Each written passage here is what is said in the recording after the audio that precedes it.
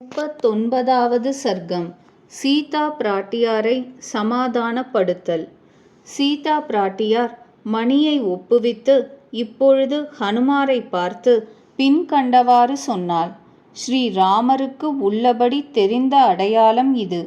வீரரான ஸ்ரீராமர் மணியை கண்டவுடனே மூவர்களான என்னுடையவும் தாயினுடையவும் தசரத மன்னருடையவும் ஞாபகத்தை பெறுவார். வானரோத்தமா, இந்த காரியாரம்பமான விசேஷ யத்தினத்தில் முக்கியமாய் மறுபடியும் ஆக்ஞாபிக்கப்பட்ட அந்த நீர் மேல் நடக்க வேண்டிய காரியம் எதுவோ அதை நன்றாய் ஆலோசிக்க வேண்டும். வானரோத்தமா, இந்த காரியத்தை முடித்து வைப்பதில் தலைமை பெற்றவர் நீர். ஆலோசித்து செய்யும் உமது முயற்சி துக்கத்தை ஒழிப்பதாக ஆகும். ஹனுமாரே, ஜாக்கிரதை தொழிலை அனுஷ்டித்து துக்கத்தை தீர்த்தவராக ஆவீர். அதிபராக்கிரமசாலியான அந்த மாருதியார் வைதேகியை பார்த்து அப்படியே ஆகக் கடவது என்று அறிவித்து தலையால் வணங்கி போக விடை கொள்ள காத்து நின்றனர். மைதிலி தேவியானவள் வாயு குமாரரான வானரரை பிரயாணப்பட்டவராய் தெரிந்து கொண்டு கண்ணீராலே தடுமாறுகிற குரலுடன் ஒரு மொழியை உரைத்தாள். ஹனுமாரே, இணை பிரியாத ஸ்ரீராம லக்ஷ்மணர்களுக்கு குசலத்தை உரை செய்யும். வானர சிரேஷ்டரே, நீர் மந்திரிகளோடு கூடின சுக்ரீவருக்கும் பெரியவர்களான எல்லா வானரர்களுக்கும் குசலத்தை அவரவர் கேற்ற முறைப்படி உரை செய்யும். மகாபாகுவான அந்த ராகவரே இந்த துயரக் கடலாகிய கட்டினின்றும் என்னை தப்புவிப்பவர் என்னும்படி நீர் காரிய முடிவுக்கு அருள் புரியும். கீர்த்திமானான ஸ்ரீராமர் என்னை உயிருடன் இருப்பவளாய் கண்டு கொள்ளுகிறது எப்படி ஆகுமோ அதற்கேற்றபடி சொல்ல வேண்டும். ஹனுமாரே, அதனால் ஒருவாய் சொல்லால் புண்ணிய பாக்கியத்தை பெறக்கடவீர். உம்மால் சொல்லப்பட்ட ஆனந்தகரமான விவரணங்களை கேட்டு அதனால் என்னையடையும் விஷயத்தில் தாசரதியினுடைய மானிட பிரயத்தினம் இடையின்றி பிரபலமாகும். கணவரான ஸ்ரீராகவர் உம்மிடத்தினின்று என் வாய்மொழிகளோடு கூடிய மொழிகளை கேட்டதும் பிரயத்ன பிரயோக முறையை கிரமப்படி ஆக்ஞாபிப்பார். சீதையின் அம்மொழியை கேட்டு வாயுவின் குமாரரும் வானரோத்தமருமான ஹனுமார் தலையில் அஞ்சலியை செய்து பதில் சொற்றார். எவர் சத்ருக்களை யுத்தத்தில் ஜெயித்து உமது சோகத்தை போக்கடிப்பரோ அந்த காகுத்சர் வானர சிரேஷ்டர்களாலும் கரடி சிரேஷ்டர்களாலும் சூழப்பட்டவர்களாய் இதோ எழுந்தருளப் போகின்றனர். பானங்களை வர்ஷிக்கும் அவருக்கு எதிரில் உயிரோடிருக்க எவன் வல்லவனாகுவானோ அந்த ஒருவனை மனிதர்களுள்ளும் தேவர்களுள்ளும் நான் கண்டிலேன். அசுரர்களினும் ஆயினும் இல்லை. முக்கியமாய் உமது நிமித்தமாய் அவர் ஒருவரே சூரியனையும் இந்திரனையும் அக்னி பகவானையும் யமனையும் யுத்தத்தில் தோற்கடிக்க ஏற்றவர். ஜனகர் திருமகளே, ஸ்ரீராமருக்கு வெற்றி என்பது உம்மால் சம்பவமானது. ஸ்ரத்தையா தேவோ தேவத்வ மஷ்ணுதே என்கிறபடி பிரசித்தம். ஆகையால்தான் அவர் கடல் சூழ்ந்த பூவுலகை தாங்க ஈடுபட்டிருக்கிறார். ஜானகி வானரருடைய சமயத்திற்கேற்றதும் சாதுரியத்துடனும் பலமாயும் சொல்லப்பட்டதும் சத்தியமுமான அவ்வச்சனத்தை திருச்செவி சார்த்தி நன்கு மதித்தனள். இப்பொழுது பின்வரும் வார்த்தையையும் திருவாய் மலர்ந்தருளினாள். சீதை சொன்ன சொல்லை நாயகரிடத்திலுள்ள ஸ்நேகத்தை காட்டுகிறதாய் மேன்மேலும் நினைத்து அதனால் உண்டான மிகுந்த உள்ளன்பினால் பிரயாணோன்முகரான அவரை பார்த்து உபசரித்து கேட்டாள். செற்றாரை சிதைக்கவல்ல வீரரே, ஒரு கால் இஷ்டப்படுவீராகில் ஏகாந்தமான ஏதேனும் ஒரு இடத்தில் ஒரு தினம் தாமதித்தவராயிரும். நாளை போகலாம். வானரரே, உமது சமீபத்தில் இருக்கும் பட்சத்தில் மந்த பாக்யையான எனது இந்த பெரும் சோகத்திற்கு கொஞ்ச காலமாவது விமோச்சனமாக இருக்கும். வானரோத்தமா, மறுபடி திரும்பி வருவதற்காகவே சென்றபோதிலும் அப்பொழுது என்னுடைய உயிருக்கு எப்படியாகிலும் ஆபத்து நேரிடும், சந்தேகமில்லை. வானரரே, உம்மை காணாமையால் உண்டாகும் துக்கம் முன்னிலும் அதிகமாய் தீக்ஷ்ணம் அதிகரித்தே துக்கத்தின் மேல் துக்கம் அதிகரித்து சற்று தேறிய எனக்கு மீண்டும் வேதனை உண்டாக்கும்.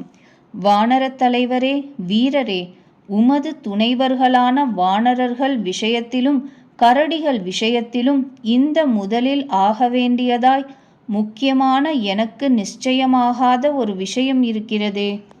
அந்த வானர ருக்ஷ்ய சைன்யங்கள் தாண்டவரிய மகோததியை எப்படி தாண்டும்? தசரதரின் குமாரர்களான அவ்விருவர்கள்தான் எப்படி தாண்ட முடியும்? இந்த சமுத்திரத்தின் தாண்டுதலில் சக்தி சமானர்களான மூவர்களான வாயுக்குந்தான் கருடனுக்குந்தான் உமக்கும்தான் உள்ளது. வீரரே, நீர் காரிய வல்லவர்களில் தலைவர் ஆதல் பற்றி இப்படி பெருந்தடையாயிருக்கிற இந்த காரியம் தலைக்கட்டும் விஷயத்தில் என்ன உபாயத்தை கண்டுபிடித்திருக்கிறீர்? பகை வீரரை அழிக்க வல்லவரே, இந்த காரியத்தில் சித்தி பெறும் விஷயத்தில் ஒண்டியாய் முடிக்க திறமையுள்ளவர். பழிக்கு பழி வாங்கிய கீர்த்தி உமதென்றபடி ஆகும். போதுமான சைன்யங்களுடன் இராவணனை போரில் புடைத்து வெற்றி பெற்றவராய் தமது நகரத்திற்கு என்னை அழைத்து போவாராயின் அது எனக்கும் அவருக்கும் பெருமை. பகைவர் பலத்தை குலைக்கவல்ல காகுத்சர் பாணங்களால் லங்கையை சிதற அடித்து என்னை அழைத்து போவாராகில் அதுதான் அவருக்கு ஏற்றதாக ஆகும். ஆகையால் போர்வீரரான அந்த மகாத்மாவின் பராக்கிரமத்திற்கு ஏற்றதாய் ஆகிறது எதுவோ அந்த பிரகாரமே நீர் செய்ய பாரும். பொருள் அமைந்ததும் ஒன்றோடு ஒன்று பொருந்தியதும் தர்மம் சிறந்ததுமான அந்த மொழியை ஹனுமார் கேட்டு சொல்ல வேண்டிய மிகுதியை பதிலாய் உரைத்தார். தேவி, வானர ருக்ஷ்ய சைன்யங்களுக்கு இறைவரும் வானரர்களின் உத்தமரும் நிர்விகற்ப மனத்தினருமான சுக்ரீவர் விஷயத்தில் தீர்மானம் கொண்டவர். வைதேகி, அவர் வானர ஆயிரங்களின் கோடிகளால் நாற்புறமும் சூழப்பட்டவராய் அரக்கர்களின் நாசகராய் இதோ வரப்போகிறார். அவருடைய ஏவலின் கீழ் இருக்கும் வானரர்கள் விக்கிரமசாலிகள், திடநெஞ்சம் படைத்தவர்கள், மகாபலிஷ்டர்கள், மனதில் எண்ணினதை முடிக்க வல்லவர்கள். எவர்களுக்கு கமனம் தடைபடுகிறது என்பது மேலேயும் இல்லையோ கீழேயும் இல்லையோ குறுக்கிலும் இல்லையோ அளவில்லா திரளுடைய அவர்கள் பெருப்பெருத்த காரியங்களிலும் முடியாதிரார்கள். வாயு மார்க்கத்தை அனுசரித்துச் செல்லவல்ல மகாபலிஷ்டர்களான அவர்களால் சமுத்திரம், மலைகள் இவைகளோடு கூடின பூமி அடிக்கொரு தடவை சுற்றி வரப்பட்டது.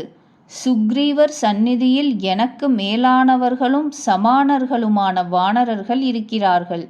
என்னை காட்டிலும் குறைந்தவன் ஒருவனும் அங்கு இல்லை. சாமானிய ஜனங்கள் தூதுவிடப்படுகிறார்கள், மேலானவர்கள் தூதுவிடப்படுகிறதில்லை. நானே இங்கு வந்துவிட்டேன் என்றால் மகாபலவான்களான அவர்கள் விஷயத்தில் கேட்க வேண்டுமோ? ஆதலால் தேவி, பரிதபிக்க வேண்டாம். உமது சோகம் தொலையட்டும். வானரப் பெரியோர்கள் உமக்காக ஒரே பாய்ச்சலில் லங்கைக்கு வந்து சேரப்போகிறார்கள். உதித்த சந்திரன், சூரியன் இவ்விருவர்கள் போன்ற அதிபலவான்களும் ஆண் சிங்கங்களும் ஆகிய அவ்விருவர்களும் எனது முதுகில் ஏறிக்கொண்டவர்களாய் உம்மிடம் வரப்போகிறார்கள். வீரர்களும் புருஷோத்தமர்களும் விட்டு பிரியாதவர்களுமான ஸ்ரீ ராம லக்ஷ்மணர்கள் இவர்களும் வந்து லங்கா நகரத்தை பாணங்களால் தப்பாமல் ஊதிவிடப் போகின்றனர். சுந்தரி, ரகுகுலத்தை வளர்க்க பிறந்த ஸ்ரீ ராகவர் இராவணனைச் சேர்ந்தார்கள் உள்பட புடைத்து உம்மை அழைத்து கொண்டு தமது நகருக்கு திரும்பி போகப் போகிறார். ஆகவே தேறி இருக்க, தமக்கு க்ஷேமம் உண்டாகிறது. காலத்தை எதிர்பார்த்து இரும். கொழுந்துவிட்டெரிகின்ற அக்னியைப் போலிருக்கும் ஸ்ரீராமரை நீர் இதோ பார்க்க போகின்றீர். இந்த ராட்சசேந்திரன் மக்கள், மந்திரி, சுற்றத்தார்களும் உட்பட கொல்லப்பட்டதும் சந்திரனோடு ரோஹிணி தேவி போல் ஸ்ரீராமரோடு நீர் சேரப்போகின்றீர். மைதிலி தேவியே, துன்பத்தின் கரையை விரைவில் நீர் அடையப் போகின்றீர். ஸ்ரீராமராலேயே சீக்கிரத்தில் இராவணனையும் கொல்லப்பட்டவனாக பார்க்க போகின்றீர். வாயு குமாரராகிய ஹனுமார் இவ்வாறு வைதேகிக்கு தேறுதல் சொல்லி போவதாய் உத்தேசித்து வைதேகியை பார்த்து திரும்பவும் விண்ணப்பம் செய்தார். சத்ரு சம்ஹாரகரும் தைரியசாலியுமாகிய அந்த ஸ்ரீ ராகவரை விற்பிடித்த கையாய் லங்கை வாயிலில் நிற்கும் லக்ஷ்மணரையும் இதோ காண்பீர். அம்மணி, லங்கையினது மலைய மலை தாழ்வாரைகளில் முழங்குகின்ற மலைகளையும் மேகங்களையும் ஒத்த வானரத் தலைவர்களின் கூட்டங்களையும் நகங்களையும் பற்களையும் ஆயுதமாக உடையவர்களும் சிங்கமும் புலியும் போன்ற வலி உடையவர்களையும் உத்தம கஜங்களை ஒத்த வீரர்களுமான வானரர்களையும் ஒன்று கூடி வந்து சேர்ந்தவர்களாய் அனந்தமாகவும் இதோ காணப்போகின்றீர். அந்த ஸ்ரீராமர் மகத்தான அன்பாகிற பாணத்தால் மர்மஸ்தானத்தில் அடிக்கப்பட்டவராய் சிங்கத்தாலே பிணியுண்ட யானை போல் ஒரு சுகத்தையும் அறியகில்லார். தேவியே, அழவேண்டாம்.